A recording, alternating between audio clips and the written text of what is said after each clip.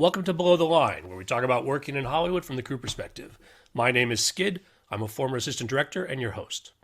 Today, we're talking about Tick, Tick, Boom, which Netflix released just last month.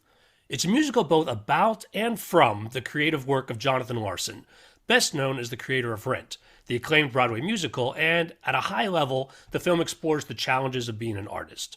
At Rotten Tomatoes, the Tomato Meter score is 87%, and the critics' consensus reads, Tick, Tick, Boom makes musical magic out of a story focused on the creative process, an impressive feat for debuting director Lin-Manuel Miranda. Besides Lin's involvement as director, it's also worth noting that the film stars Andrew Garfield as John Larson. My guests today are the film editors. First, Andy Weisblum. From reading your IMDb page, it jumps out at me that you've edited multiple films with both Wes Anderson and Darren Aronofsky, which at a minimum looks like a challenging context shift. Welcome to Below the Line. Thank you. And returning to the show is Myron Kerstein, who joined us last season, June I think it was, to talk about his work on In the Heights, the film adaptation of the Lin-Manuel Miranda musical, which was directed by John M. Chu. Myron, nice to see you again. Thank you for having me back. I'm excited to have you both here. Listeners, this is your warning. Today's discussion will include spoilers for Tick, Tick, Boom. As an additional warning, if you're not familiar with the musical Rent, it's possible that elements of that storyline might make their way into today's discussion. Tick, Tick, Boom itself is potentially a spoiler for Rent, since so many of the elements of the latter story were autobiographical for John Larson. And with that in mind, let's start by setting some context for this story, especially how it resonates within the musical theater community. Tick, Tick, Boom was originally developed as a one-man show, written and performed by John, inspired by his failure to get his musical Superbia produced. That was before Rent. Now, the tragedy of John's life, as is explained in the film, is that he died before Rent had its first public performance. Following his death, his one-man show was adapted into a three-person show, and then we see large elements of that in the film itself. The movie, in turn, is an adaptation of the three-person show with additional elements. So, gentlemen, talk to me about how this larger context influenced your work on the movie. Jonathan Larson as a figure in musical theater, musical theater participants and aficionados could probably speak to this better than I could, but his work represented a shift in theater, musical theater, in terms of representation and subject matter and themes that Broadway theater didn't really represent or embrace prior to his arrival on the scene.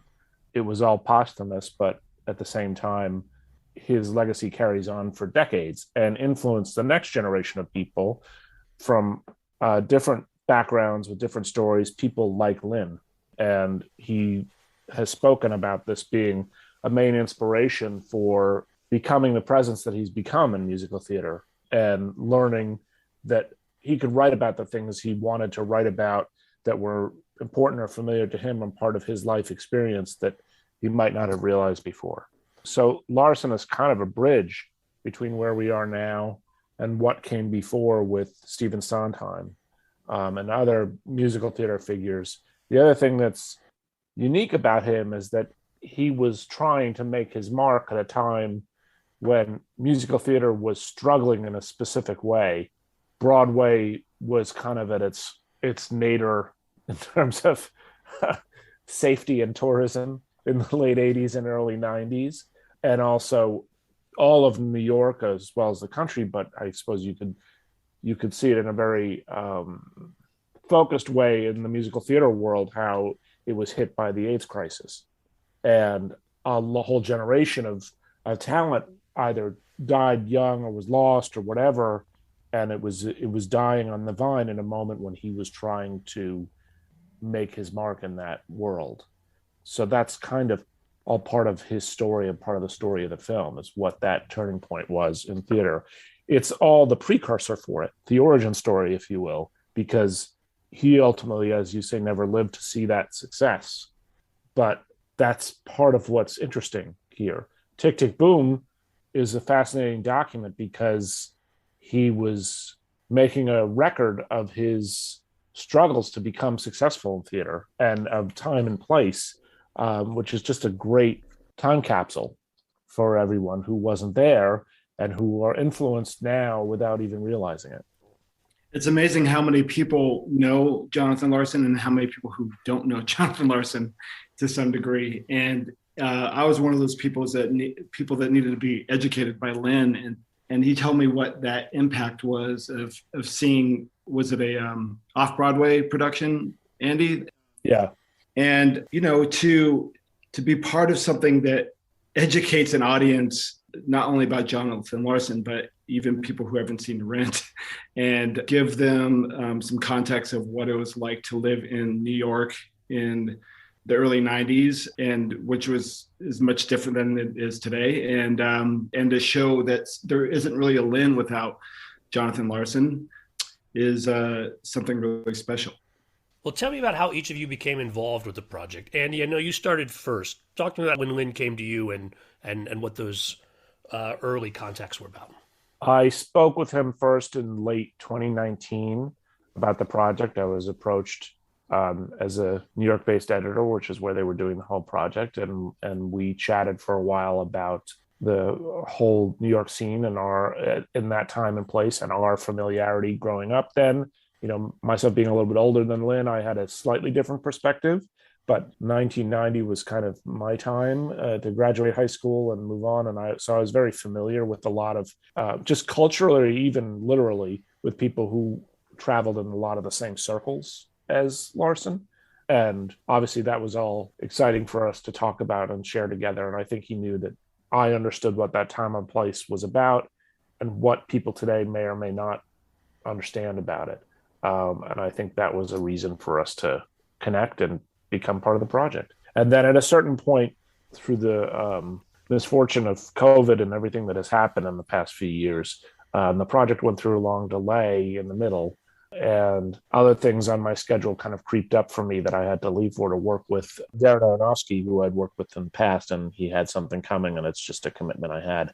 So I had to pass the baton to Myron, and we were very lucky that he was available and excited to do it. And that's where he takes over. It was surprising to get the call because I'd heard about the production going on for a long time and then shutting down like a lot of productions did for 6 months. And then to get the call that Andy had another film he had to start. But it was nice to have a little continuity from In the Heights to that project, and to be able to, frankly, apply some stuff that I both learned and made mistakes on In the Heights, and then to get under the hood of Andy's edits that he had already beautifully crafted with the film, and then dive in, see what kind of trouble we can get into. I was very worried about breaking a film that was already working, but to some degree knew that we still had some challenges to meet down the line. So give me a sense about how the COVID break affected you guys. Yeah, well, we were 8 days into the shoot when we had to shut down, so there wasn't a whole lot of material to work with. I spent another week kind of cleaning that up, and when we shut down, we didn't know how long it would be. The feeling was, oh, we'll be back in a few weeks. Little did we know. And it took several months before we resumed production with a lot of pre-planning, thanks to Netflix and our producers, Julie and Celia, to try and figure out how it could get done and how to adapt what our initial intentions were to the new realities of shooting in COVID time. This was pre-vaccination. So, there were a lot of precautions and concerns to weigh against creative intentions and figure out the creative solutions to get through them. So I don't recall exactly when we started again, if it was in September, but I went off and cut other things in the meantime, just to keep my brain occupied. But it was a strange feeling when we realized we weren't going right back, because we all felt that we were humming along and the film was coming together and there was something special. But it was genuinely painful to kind of put it aside for a while. I think for Lin as well, we talked about it. Then when the time came to come back in, there was a lot of discussion about how to do it safely, but still meet our goals. I think during the shoot, there were some challenges where prior to COVID, I like to visit set a lot, particularly with a director it's their first at bat, although Lin is a lot more assured and accomplished than most in that situation. But it's nice to be able to be on set and grab the ear of the DP or the director or whoever's there in a way that might be helpful and not disruptive about things that I know we might need. In some ways, I'm more concerned with doing that than I am with keeping up to camera because I know what I can and can't do with the footage pretty quickly and pretty easily. I mean, do we have it or we don't have it is not really a complicated question after a while once you know how to cut a movie. That's the one benefit I had from doing this all this time is that you can look at it and you know whether it's covered or isn't. So I'm not necessarily concerned about that. And my hope often is that the collaborators, I have trust that I'm going to say that something's missing or something isn't, and that's safe. But during the shoot, I was on Q-Take all the time, so I would often text with Alice or Lynn about things that I saw that I thought might need something additional or some adjustment. As a quick aside there, we're talking about Alice Brooks, the cinematographer for the film. Yeah. I remember specifically I was in close contact with Alice about how we were shooting Come to Your Senses because there were a lot of logistical challenges to that because it had a lot of people in the room versus it's an intercut sequence that happens. And we wanted the different shots from the different locations to complement each other. So we were having a lot of discussion during the day about how to do the transitions, how to match the shots, what challenges one location presented over another. There was a best laid plan, but it got trickier because of how to tile in the extras and so forth. Presented a new challenge. Did I hear correctly? You said Q-Take? I'm not familiar with that. Yeah, it's a tap system. A lot of times when you're on set now, there's a video playback or I forget what the terminology that they use now because it's changed with digital where you have the DIT, the digital imaging technician who feeds to playback so they can playback takes for you. But whoever that is working on the show is able to often broadcast to other people on set on their iPads or whatever it is. And now through a closed network, they can do that remotely. So I'm watching live from here. It's expensive. They only do it for certain people. And it's, if some locations have better connectivity than others. Thankfully, this film was mostly on set because we had to not use locations because of COVID risks. I don't know that would have been the case in the initial shoot. But I would have been there, so it wouldn't have been as much of a problem. I would be watching on my laptop out of my left eye while my right eye was editing. And sometimes Alice would text and say, take a look at this. Is this right? Or this, it was a way to keep the dialogue going while I was working. So Myron, you came in, I'm guessing it was good timing then for whatever reason between your projects. And then how was COVID a continuing factor while you were working? It was pre-vaccines, so I was limited to cutting with Lin at his house, and I couldn't travel a whole lot. I live in LA, so when Lin called, I asked my wife, what do you think? And she was like, well, you can't say no to Lin. And we knew that I was going to be limited to traveling to go see the family. So it was a lot of time just away from the family. My assistants, this was the same with Andy, I believe, were in the city in their apartments, and I was with Lin at his place. And so we were all separated and, cutting a fairly contained, but it was a complex film. So we were doing everything, VFX reviews, working with my music editors, everything was remote. Working on In the Heights, it was mostly in an office with this big expanded team. And now I had to learn how to work the same way remotely, which we all had to do. But for me, being spoiled on a musical with everybody right next door, there was a big difference. So I just had to adjust and learn how to have a lot of these type of Zooms and talk to Nancy Allen and John Davis, our music editors, and say, I've recut Come to Your Senses after Andy already cut it a certain way. I have to recut it a certain way. Like, does this make sense musically? And doing that all over Zoom it's what we've all had to do, just learn how to do that remotely. And then the big thing for me was I'm so part of using screenings as part of the process of making the film better. And that was harder to do with COVID, but to, send the cuts to other people, but also get everyone in a room. And that took some while to get Netflix and the producers comfortable to be able to do that. Eventually, the vaccines did come rolling around, so that made it a little easier to do that. But just to be able to screen the movie and say, it just proves with your description of like what this movie is, Skid, that, it's hard to like put it in a box and just say it's about this. Is it about, Rent? No, it's not about Rent. Is it about Superbia? This other musical that he was writing? No. And so anyways, there was a lot of things to, screen for an audience and say, are you confused by this? Do you understand this? Do you like these characters? And just to be able to take that data eventually and to be able to start reworking the film based on those screenings. So I would say it was a slower process to some degree. I was just reworking the film, gradually. And then once it gets screened, then I could, really dive in. We mentioned earlier that Lin considers John Larson a big influence. In fact, Lin played John Larson in the three-person show.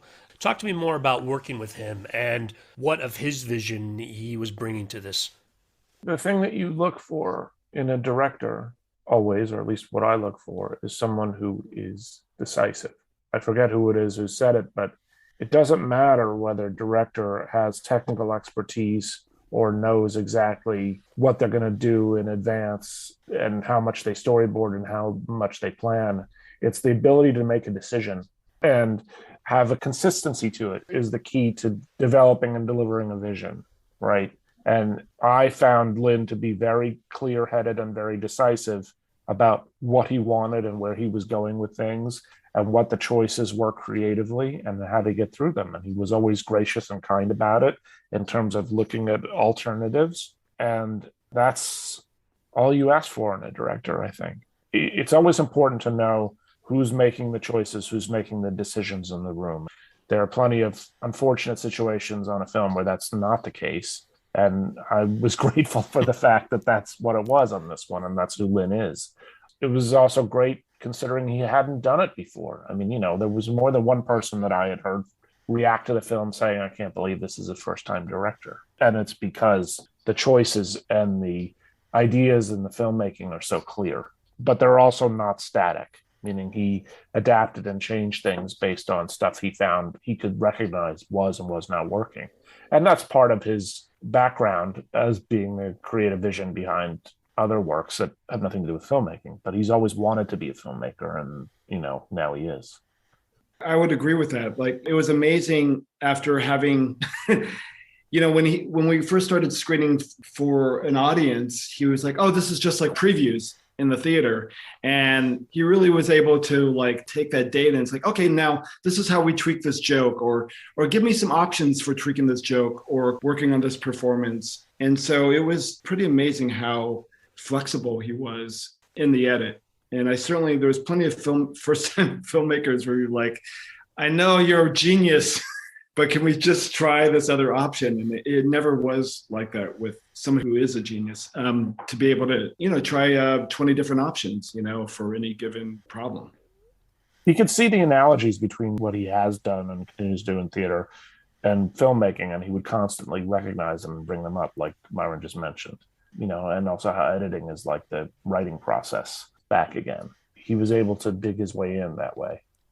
And it's interesting to hear him speak about, how he took moments from the three-person staging of Tick, Tick, Boom, but also I guess he went to like Library of Congress with Steve Levinson, and there was other versions of the play that existed. And I don't know, there's something about him that he's very, postmodern is the wrong word, but he's able to mash things up in a fun way that is kind of an editor's dream. And I think that the film was reflective of his brain in some ways, and this thing that he was making, this autobiographical memoir memory piece. Even as someone working on it, I didn't necessarily know or remember all the time what came from the one-person show, what came from the three-person show, what came from autobiographical details that he found from his research or talking with Julie Larson or Victoria Leacock or other people, or things that Stephen brought to it. There was this mashup of influences and contextual ideas and references that all weaved their way in a way that was so organic that sometimes only he knew what they were. I would recognize them, but they fit. They didn't feel like tangents, which is the kind of problem you usually have when you're taking something and combining all the ideas together. I want to dive a little deeper into that idea of combining different elements. Because what strikes me about the film is you have this mashup, really, of stage work and traditional musical numbers and other cutaway elements. And I'm curious, on those scenes where it's more complicated back and forth, how much of that was scripted versus something that you discovered in the editing process? It's a mix. I mean, some of them were more clearly plotted out. Some of them were shot with more flexibility, and other ones were not really at all. But it's true of kind of all the musical numbers. I think a lot of times filmed musicals get preoccupied with the thesis or conceit of how we're going to incorporate the musical numbers and how we're going to transition from one to the other. This one is unique in that it gets it over with almost immediately. And then each one is different. Each number has kind of some difference in its approach with respect to that, how it's intercut, if it's intercut, and what the interchange is, which is true of the film. But I mean, part of it is when you look at the scope of a musical, the arc of a musical, there needs to be some dynamics in terms of the numbers, like this is a ballad and this is an up-tempo thing, and then so forth. And I think part of the language of the film is the dynamics of the different numbers is what their grammar is. And I think it's such, it didn't feel like a preoccupied or labored, oh, we're doing one of these again. They all have their own language to them, not overthought, not inflexible, but enough that each one felt fresh, I thought. And the ones that didn't, which there were one or two, then they either get changed or they don't survive, which is true of any movie, But that's an interesting contextual problem to solve. It was helpful to have the stage performance to help lead us into memory and different, whether it's archival or shots of the apartment or just somebody singing in this sort of fantasy, magical way. But you always have the stage just sort of ground you to some extent. And I don't know, that for some reason it gave me liberties that I didn't really have on In the Heights, where I could just feel like, well, this is his point of view. We can do whatever we want to do, as long as, it's not too cutty or too gratuitous. There was a long monologue at the beginning, which included him talking about swimming and then having his membership at the YMCA pool, I believe. And eventually we just trimmed that out, but I still wanted shots of the pool, but I wanted to steal some shots that Andy had put in for swimming later in the line. So I was able to sneak some of that stuff in without having to explain to people that he had this membership, just like this is a day in the life of Jonathan Larson.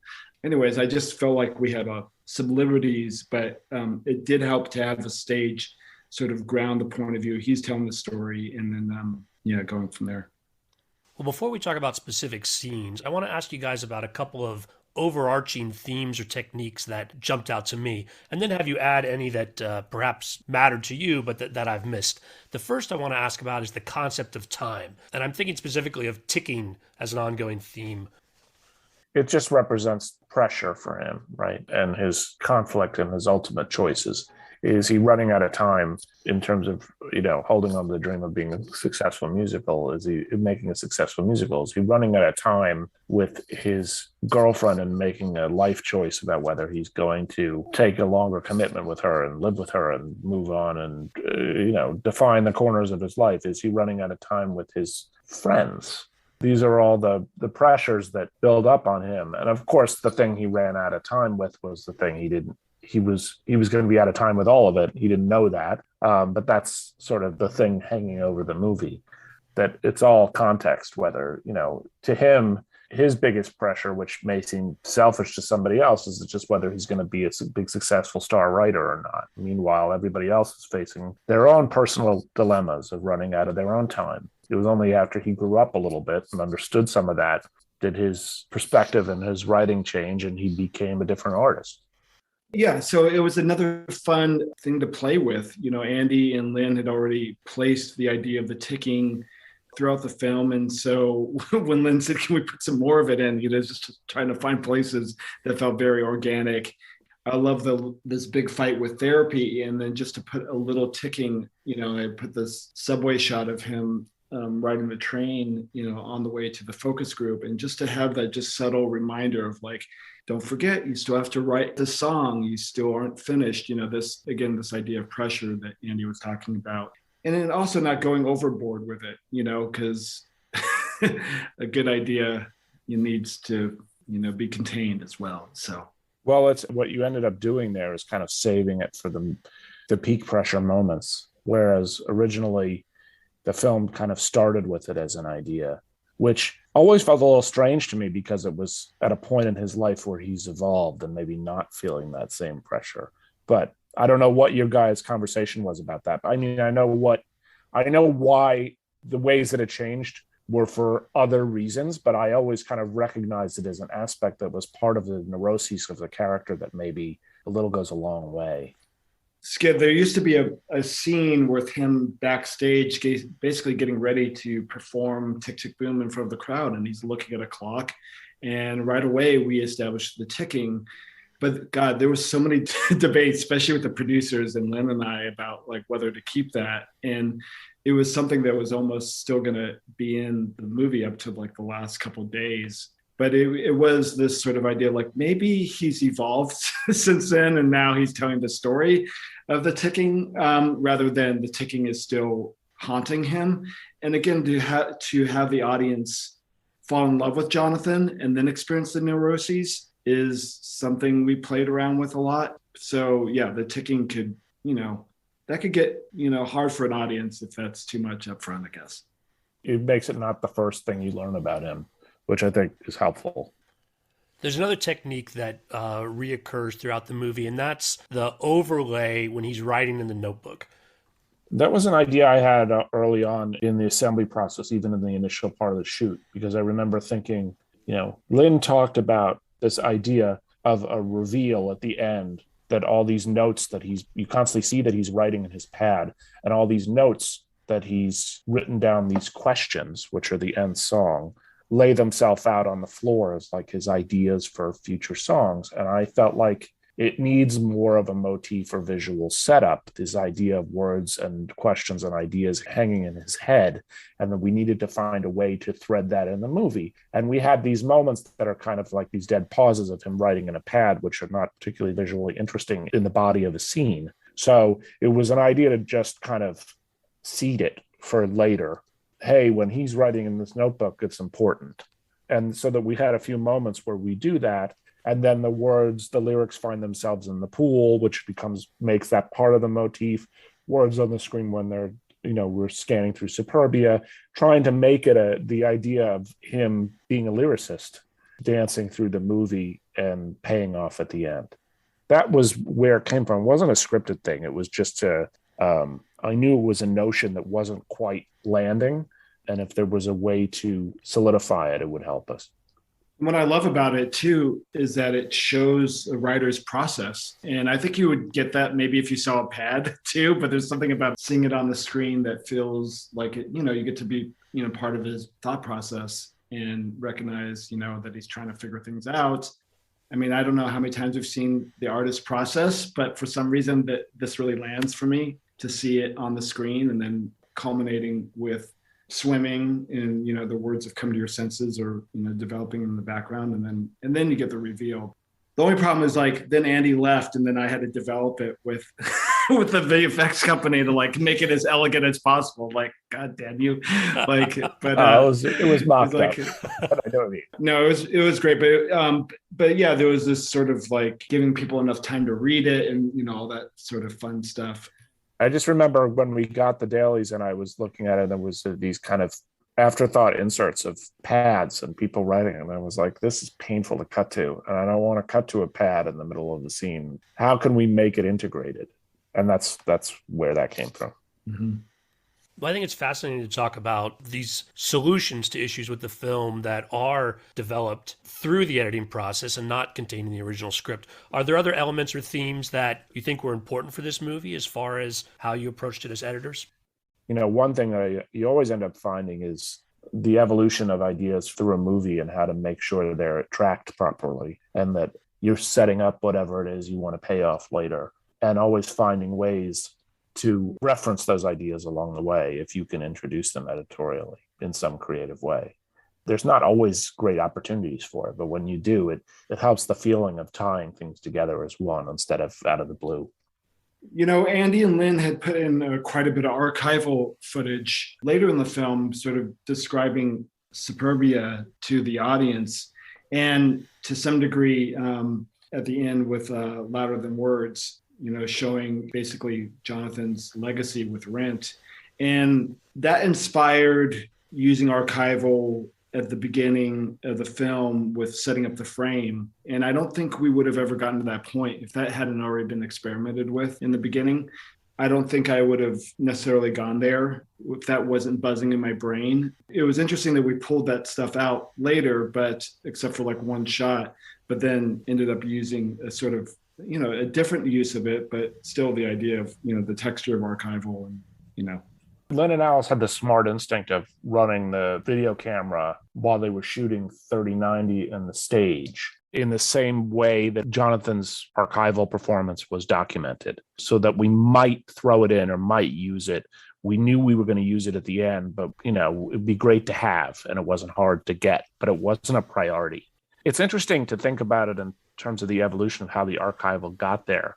My recollection is the first notion of using archival had nothing to do with this stuff and is in a sequence that was ultimately cut, which is when he's explaining what Superbia is to the other people in the workshop when they're confused about what it means, and he starts to describe it.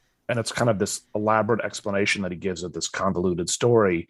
But what's clear it's hard to describe without being able to see it, but we were using images from today to suggest that how Larson was ahead of his time with this idea, that the story is about people who stare at screens all the time, for example. So we had all these clips of that, and we used this archival without knowing sort of that it was kind of bloating it in a way, but it was kind of Lin's notion, but just how to make it funnier.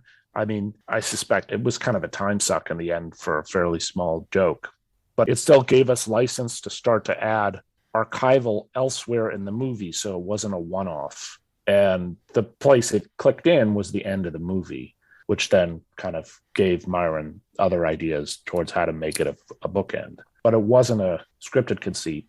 It was just an idea that Lin and I both had for somewhere else that then evolved. Well, let's dive deeper into the coming together of the film opening, and that leads into that first performance of 3090. I was inspired by the ending of the film, because the ending of the film ends with Betacam. And then when I realized that I had most of the beginning of the monologue in 3090 on Betacam, that started to just inspire me to keep trying.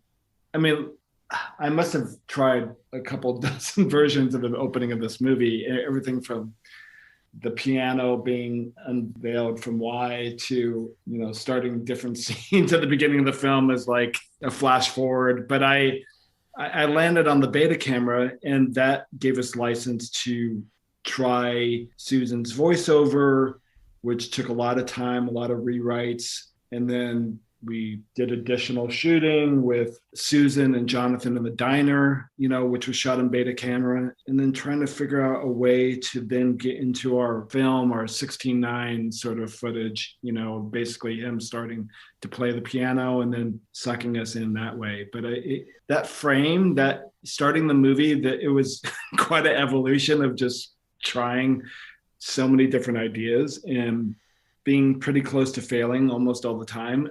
And then riffing off of the grammar and the language that Lin and Andy had already established with the director's cut, and then just kind of, reworking it, figuring out how to start and stop the piano playing, and then just, build up. We had a reshoot in the diner with his friends, so be able to cut that and insert a very quick scene in the middle of a musical number is no easy feat. So, just experimenting a lot and using the tools of what had already been established with the director's cut.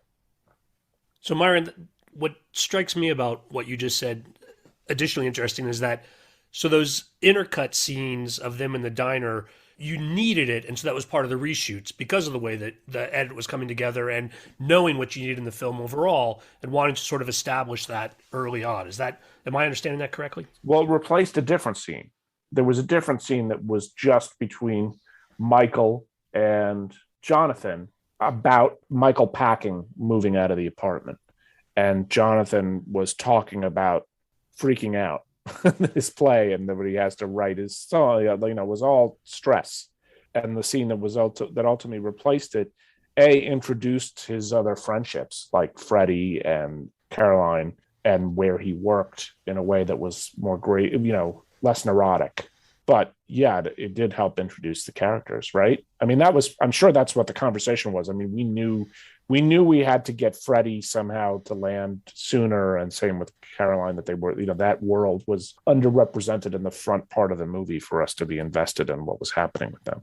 Yeah, again, the screening process helped this, because people would say, yeah, I love the film, but I don't like or know Freddie. I don't know Carolyn. And, when we got to the party for the first time where they do that great Boho Days number, a lot of people were like, this is amazing, but I don't care about any of these people. So just to give people, the audience, a little bit of a taste of what these characters are, establish, even if in a fleeting way, what a workshop is, who is this guy?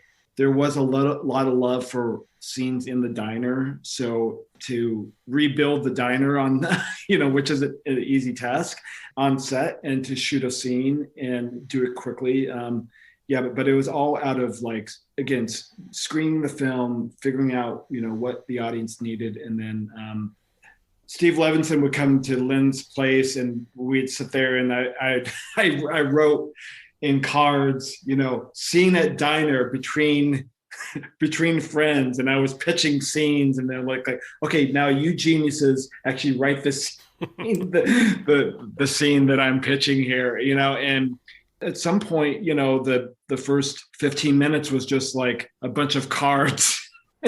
And part of the director's cut, he really sort of pulled it all apart to put it back together again. Well, talking about the diner brings me to the next scene I want to ask about, and that's when they have brunch and their musical number is Sunday. For people who are not theater people, they might have noticed that there are all these cameos of current day luminaries from that scene.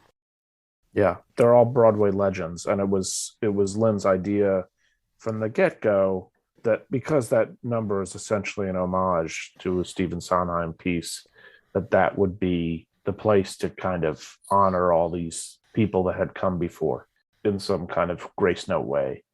So shooting that was a pretty big logistical challenge, as well as cutting it, because, we were in the heat of COVID and we had to get all these people together. And there was one plan for it before we shut down, and then had to come up with a completely different safe one after the fact, where everybody was shot in different passes. Anytime you see a wide shot, most of the people weren't in a room together. So that made things interesting from a logistical point of view. And also, scheduling and shooting point of view, it makes everything go four or five times as long if you have to shoot every shot 5 times. But, there was a lot of great planning from our producers and AD and everybody to figure it out. And I was on the Q-Take with it live, trying to make sure we got everything we needed. But even then, we knew there were some legends that Lynn wanted to get in that we weren't able to get in our schedule and had to come back and pick up. And that we needed some other details later in the sequence. So those were picked up in a later shoot. But the base of it all was done kind of in this weird, fractured way that, I don't think anyone was fully sure that it would come together. But I put together a quick tile pass of it and came to set and showed it to Lynn like the day, it was maybe 2 days after he shot it. And he was like, yeah, we're all good. Apart from we know what we still need, there were no problems. But it was, was a miracle of planning to get that pulled off. It seems with so many challenges in the execution, in some ways it ties your hands as an editor, does it not? And that there's not a lot of exploring to do afterwards, because just getting the elements was so much work up front. Yeah, there's always a way. There's always a way.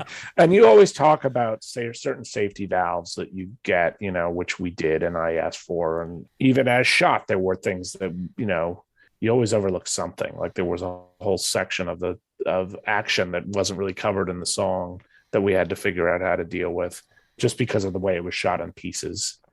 it's never completely inflexible. There's always something you can do. Yeah, I remember when Andy was like, Sunday was already in pretty good shape, editorially, but then he was like, yeah, we're going to shoot more. I was like, what? We're going to shoot. Let's not mess with this thing. Okay. Let's not, I was terrified to like, when this is going to be one of the favorites of the film, but then you're like, oh, okay, now I've got these new pieces and I don't really have a choice. I have to put them in. And you start to think, oh, I can't imagine it any other way. But that's just what editors do, right? They get footage and then their brains start to go into hyperdrive and you start to recut it in your head and then you try things out. And it never hurts you always can explore the options and figure out ways to thread it another way. And I'm always looking at options. I never show one cut of a scene, or if I have a cut of a scene, I always have other avenues available as alternates, because there's always a conversation about what's possible and what isn't possible. And it also pushes I'm also learned to push myself creatively that way, that there's not one way that you get stuck in your track about how a scene should be put together. Yeah, but you are also working with the additional challenge of these cameos that, like, there is going to be an expectation that the people, particularly even with the reshoots, Myron, to your point about adding people in, that they're going to show up in the film. I mean, this is not a Terrence Malick film where the actor doesn't know if they're going to make the cut or not. Like, these people, there's an expectation that you're going to see them all. Shoot Cheetah Rivera after the fact. She's going into the movie. Like, yeah, right. That's a given. Yeah. And Bernadette Peters is in there, and everybody. You have to see everybody's face at least once. They were gracious enough to show up for it. I think that's a given. Well, it's a bit of change of pace, but talk to me about the music video for the song "Play Game," where there's a character Hawk Smooth. It's 90s style video. Talk to me more about how that came together. Lin had a very specific reference for that, and I knew right away what he was talking about. We shot that over a few days of rounds, like one on the set and then a couple against green and black and so forth, but it was all emulating a very specific video style or set of MTV Raps videos, regular rotation videos that I think we nailed. I mean, I even use some of the same crappy slow-mo that they do and like other reference clips to just try and get it to feel exactly of the same piece. I mean, it is a bit of a joke number, right? I mean, it's a joke when Jonathan did it in the original piece, and I think it was just important to Lin to capture the time and spirit of that cultural moment. Hawk Smooth is Tarek Trotter or Black Thought, and he's awesome. But I kind of embellished it with a lot. We had some kind of basic stock, but I embellished it with a lot of other graphic elements and stock things that were taken from what people used to do at the time. I'd say that there were a couple videos that we talked about, but the one that was kind of the hero video was Round the Way Girl. And because that's very of that moment, 1992 or whatever it was, or 90 even. There's a small moment, and it might even be part of the joke, but I like the way that when Jonathan is walking into the workshop, he walks past Hawk, who's waiting to audition. And so the video ends up not being sort of a standalone thing, but does integrate into the rest of the movie, even if that's just a small little bit. Well, it's also saying something about Larson's point of view, right? Why it's done as a rap joke, you could debate, but what it's saying about the theater world and, this idea of being an artist or selling out or like what's happening to the art of theater, it's kind of an interesting way to do it with some kind of pop artifact. So for the next scene I want to dive into, we spoke earlier about the integration of elements, the stage show itself, and then the cutaways and interactions. And I think a musical number that really captures that challenge would be Therapy, where you're having the fight, but there's also a very specific stage performance going on at the same time. That number originally, I think the reference points for it are pretty clear. I always thought of Chicago with it, but the number was much longer originally, and the fight escalates and kind of goes to some pretty extreme places. But ultimately, what makes the point about him and where his priorities are and where her priorities are is it's all still delivered. But Lin and I had done a job of trimming it, and Myron took that a couple steps further. The biggest problem with that or not a problem, but the challenge with it was, the scene itself, the fight scene, the dialogue scene was just shot as a scene. There was no specific roadmap as to how it was going to intercut with the song. And I felt it was important to cut the scene accordingly so that we could kind of have the freedom to pick and choose where to go back and forth and not cut it as an intercut first. So the musical number was cut first by itself. The fight was cut first by itself. And then I did a couple passes trying to merge them together. The challenge with it is that the song is an ever increasing tempo. So figuring out how to bridge that and condense it from what was originally intended was tricky in terms of a tempo map that I worked with Nancy Allen on at first. But, Myron can talk about what his challenges were with that, taking it a step further, because it still has to track as one acceleration. It's just the tighter that is, the harder it is to do, I think. Once I had, the cut and then trying to cut it down even further, you don't know where that's going to break. And then going to the music guys saying, you're going to have to speed this up to help make that bridge even more smoother isn't always easy. Again, this was once we had screened the film, and there was a degree to basically where the scene started, where there was a lot of screaming at each other in the beginning. And, I had to pull that way back, especially on Jonathan's side, because he just seemed like a monster at first. And I'm like, we can't start at 100 here. Like, we're not gonna have any scene here if we can't build this up. But then, it's not an easy song to cut down. And they're never easy, but especially, something that is so, once you have the accelerator, it's hard to pull back, or it's hard to. The challenge I found was trying to find where to increase the tempo gradually instead of on a cut. And that, that the scene had this amount of time gracefully to get from this BPM to that BPM by the time we were back at the stage. It was a bit of a back and forth with Nancy at first, trying to figure out, if I add 8 frames here, then this would be more graceful. If I add, full 3 seconds here, it would even be better, but I don't want that. So what's the in-between mark that'll get me to the, there was a lot of rounds of that to get to a place that felt like you didn't feel it jump. I didn't want it. That was my goal, was not to, that it's increasing, but not to say, oh, wait, did we just jump forward? There was moments where Lin was like, no, I want this piece of lyrics to go in between this line of dialogue. I was like, oh my God, how am I going to do it? It's such a puzzle. Yeah. Yeah. How am I going to do this? Sometimes you can easily ship something to your music editor, and sometimes you're just like, okay, I'm just going to keep trying to you're making up your own rhythm in some weird way with dialogue in this crazy song. And then at the same time, Andy did this really beautiful job just accelerating the cutting on the stage too. But then I was like working with the music editors to like make sure everything felt grounded. So I'm like, it was literally the last thing I cut on the film was just micro editing, frames to make sure everything felt grounded and in sync. And I was like, I'm literally adjusting 100 edits, that are already beautifully done, but I'm just slipping them by, it's just madness a little bit. One of the tricks with that, there was a COVID challenge here where there were some numbers shot before the shutdown where it was live singing. And then there were numbers shot after the shutdown where that was not permissible, depending on who was present. Therapy was an example of a number where it was mostly not.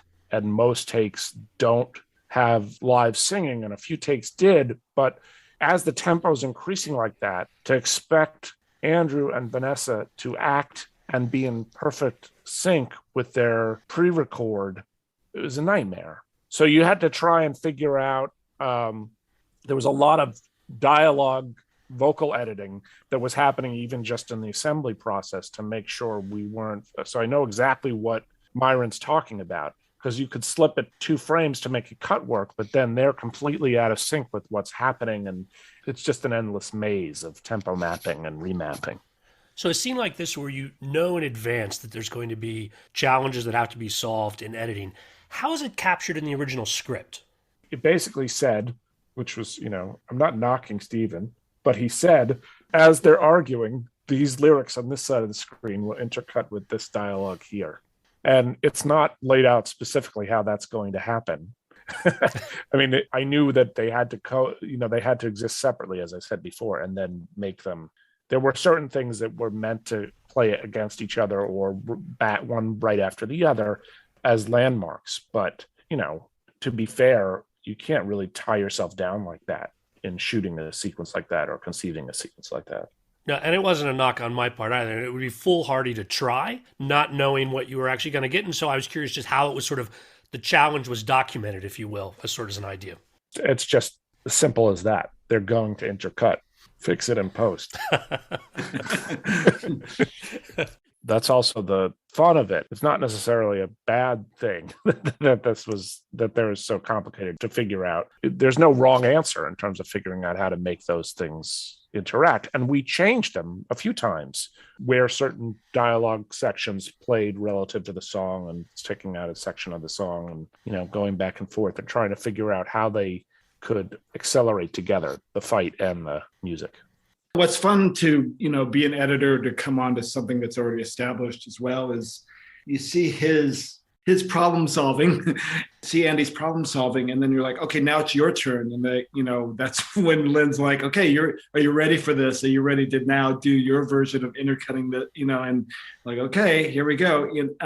But it's good to see like, okay, these are the possibilities, which, only existed for Andy in script form, which is 2 lines of dialogue, vocals and dialogue. So have a roadmap and then say, okay, now I can break it open again if I have to, or I can cut it down, or I can, just play with this in a different way. So talk to me about the scene constructed around the number swimming.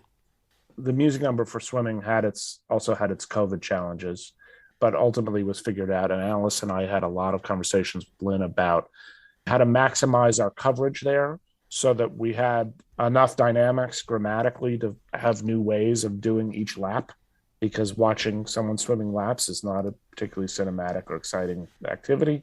So how to keep that evolving with him glancing at the girl who reminds him of Susan that gets him inspired for the song. So that was done over a few days, and we all had our lists of ideas of things to shoot that were storyboarded. And then there was the underwater photographer who came on, who Lin gave license to try some other shots for us.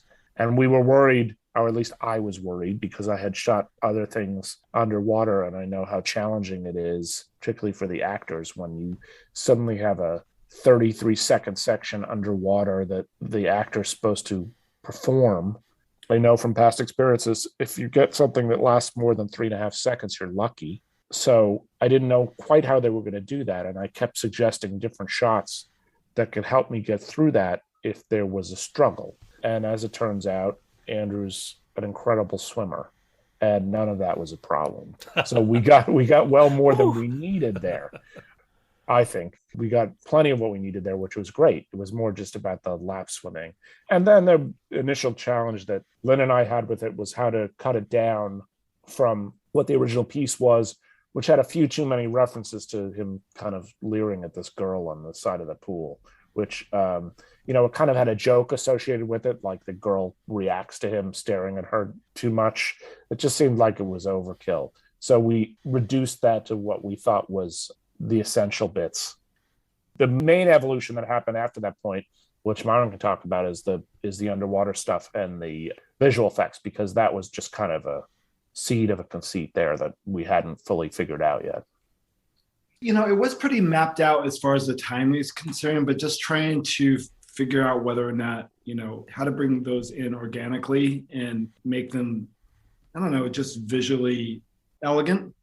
I was joking with Andy, like, when he's first rubbing off the sand or whatever it is, the dust, just trying to make that sort of really elegant versus like some scene out of The Mummy or something, like just to make the words on the screens in back of him, feel elegant and part of one piece. Just took a lot of pushing, my role, whether I liked it or not, was just to keep pushing visual effects all the way to the end and going back to them saying, not good enough, try this.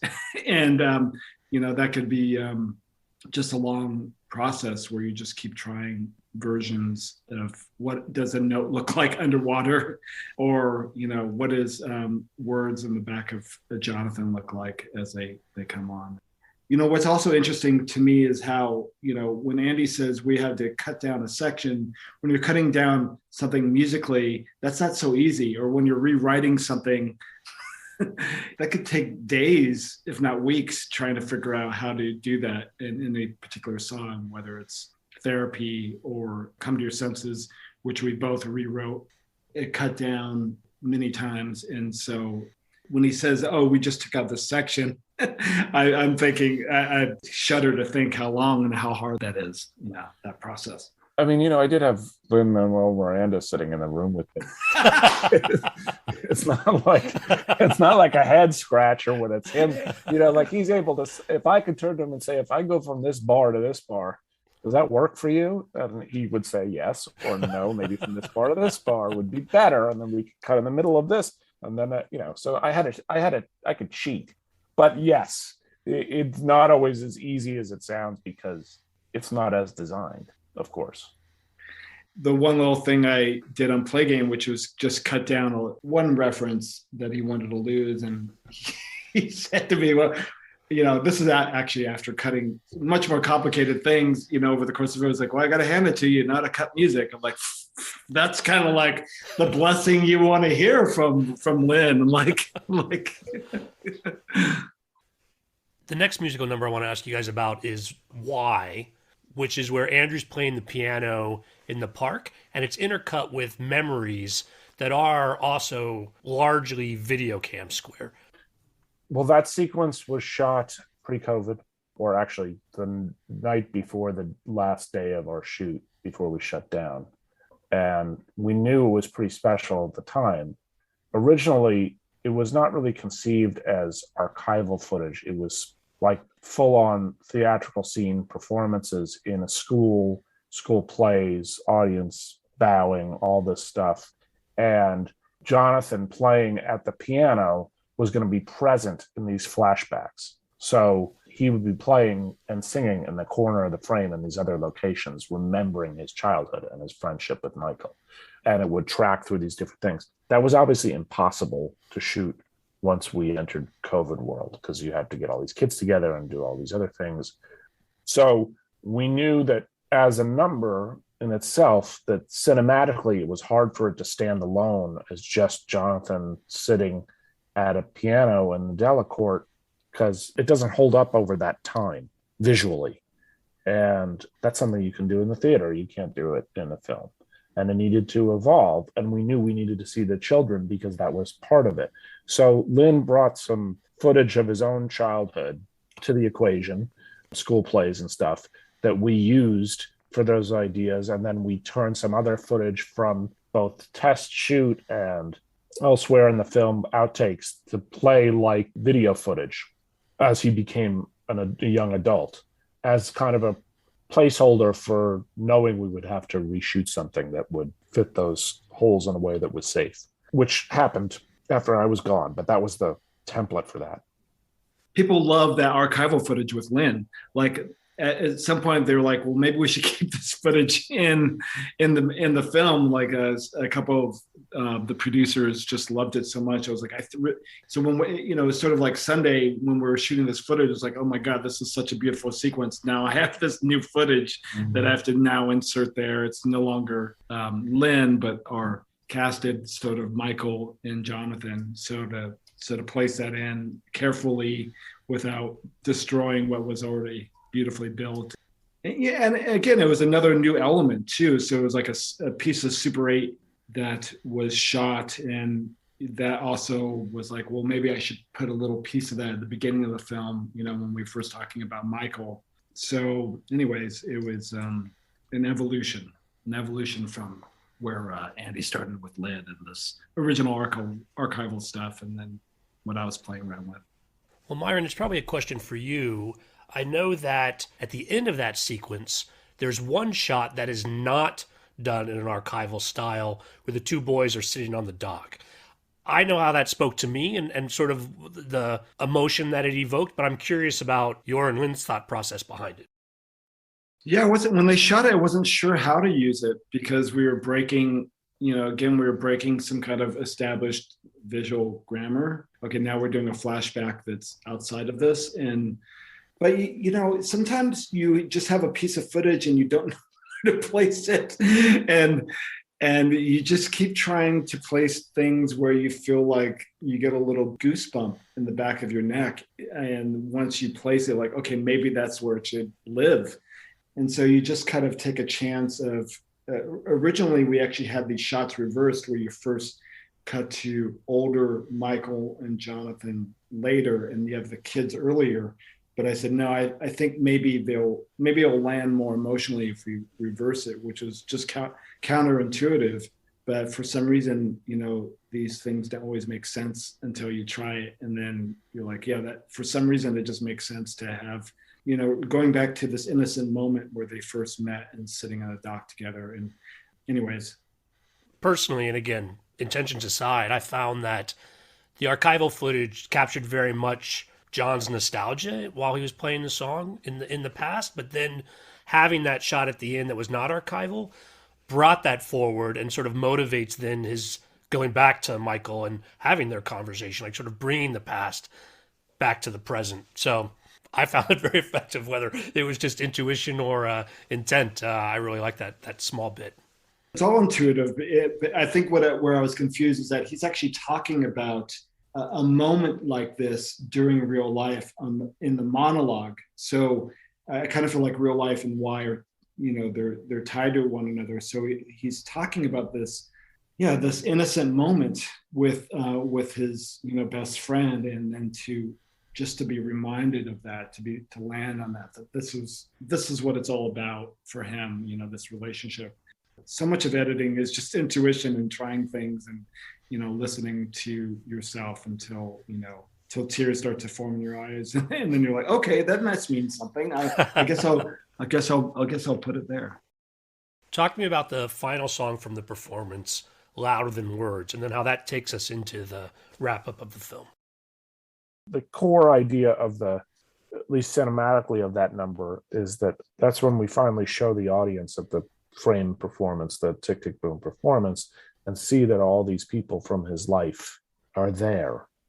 Lyrically, it references certain things that he has in his experience with some of these characters and what their significance is to him, whether it's Susan or Michael or whomever else that comes up in one way or another. So obviously it's also the song of questions, right? So that the lyrics are all questions that are the things that have come up through the film in his pad and on the floor as his inspiration, that also kind of clearly lead into what becomes, for those who know, what Rent is about and what social significance there is to his work, societal significance. And then, of course, the unresolved ending that I think works emotionally. I hope it does. I guess that, I don't know what else there is. I mean, there was from an editorial point of view, when I was still on the film, that was when we started to experiment with introducing the archival for people to understand what Rent was and what happened to Jonathan, which obviously turned into more of a bookend idea and opened up for Myron and Lin to introduce more archival elements and relationships, visuals in the end, not unlike you see the sphere, the other details of his world in 3090. Louder Than Words became more of a bookend number than just a final curtain call. Yeah, I think that Lin was allergic to this idea of coming off too saccharine at the end of the movie, and especially with a biopic. So how to do that elegantly. And once I started playing around with like footage within the number and doing flashbacks or trying to tell some kind of story of Jonathan there, I became very nervous about, where's the line of, tipping into a saccharine biopic ending, and to some degree, just trying to be, again, elegant and just constrain myself from doing too much there. But, I do think we had some liberties because we had this bookend and we had a little bit of this voiceover with Susan. The number was always amazing. It always left me in tears at the end of the film. But to, be able to just keep pushing harder until it broke, just trying to find that line, you just keep experimenting.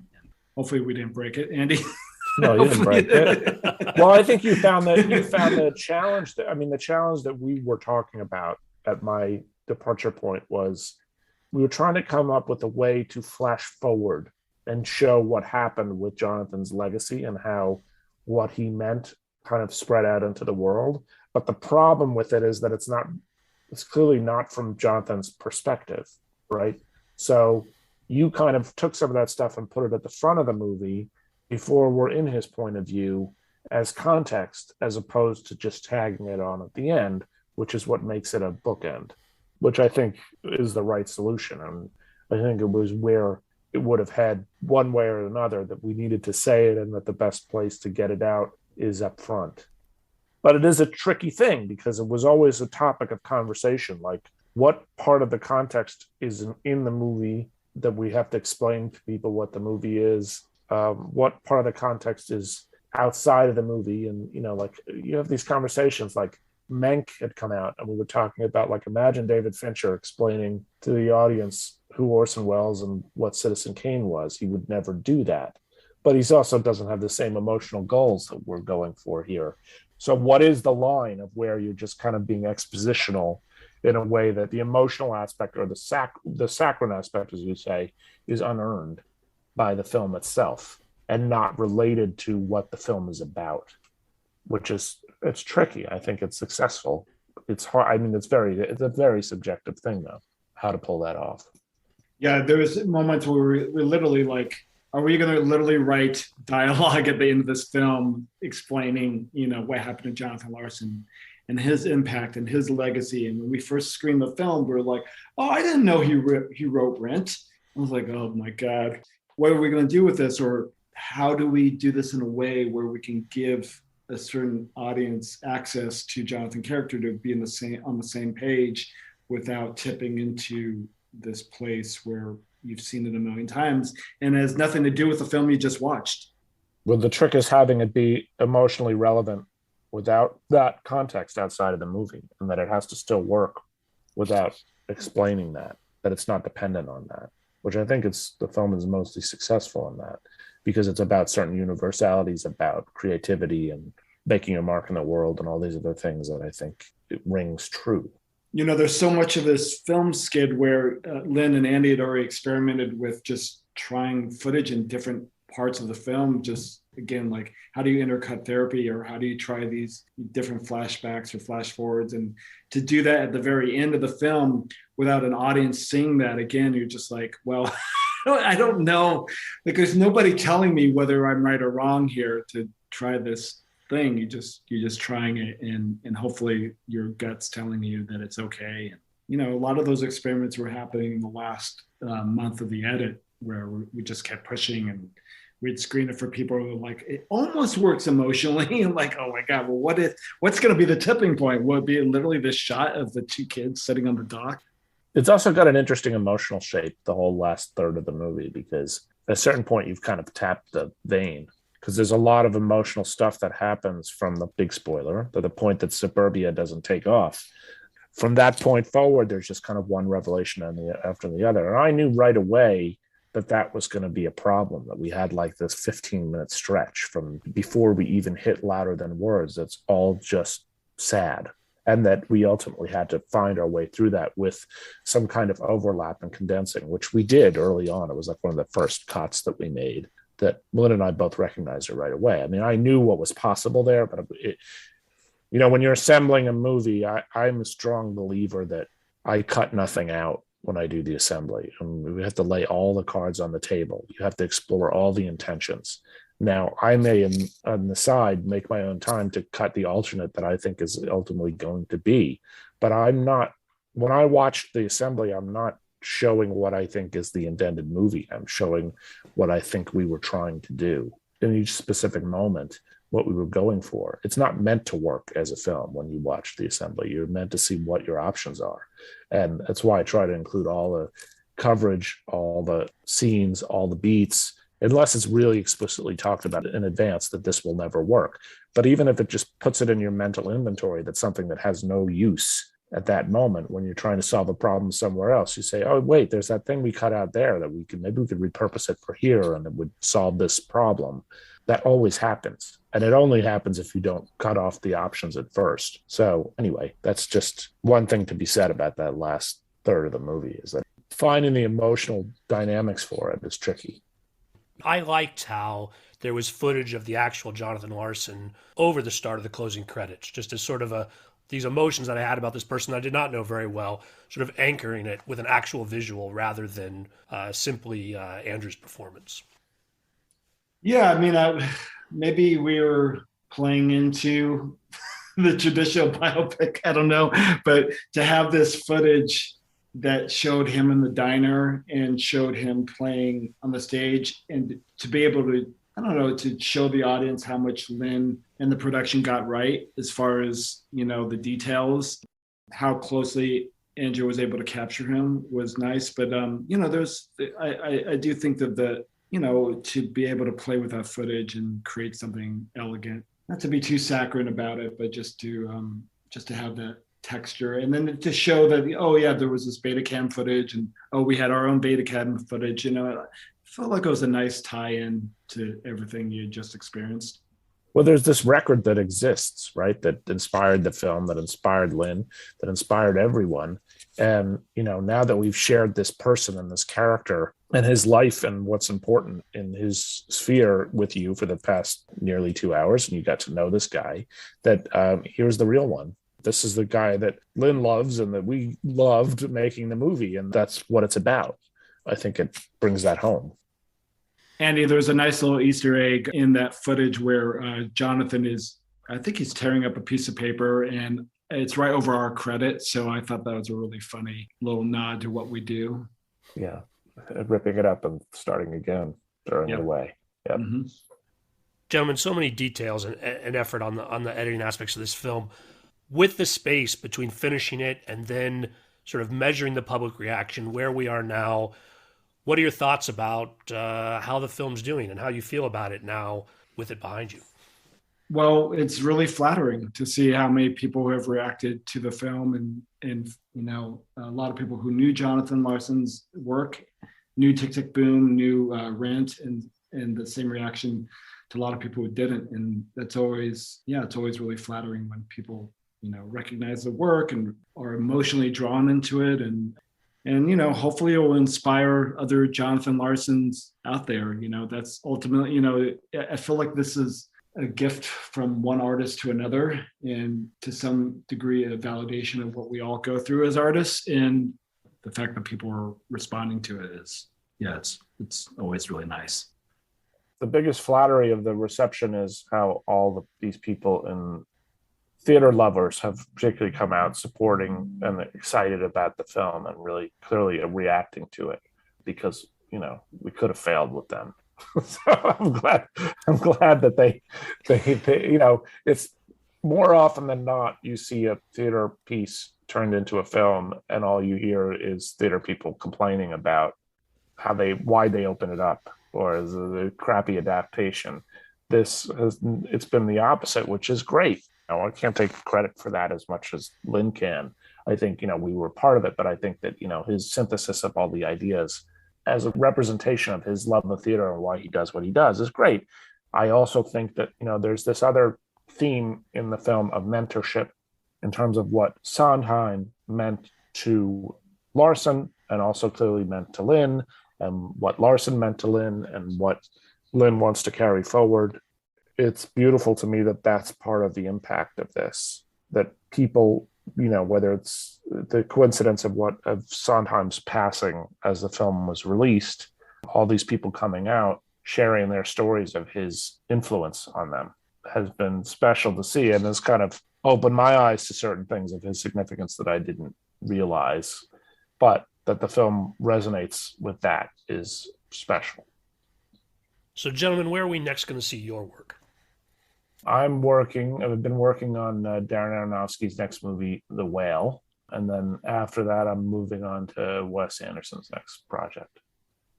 I will be reteaming with John Chu and working on Wicked, which I'm not entirely sure when we'll see that, but yeah, hopefully you'll see it in the next couple of years.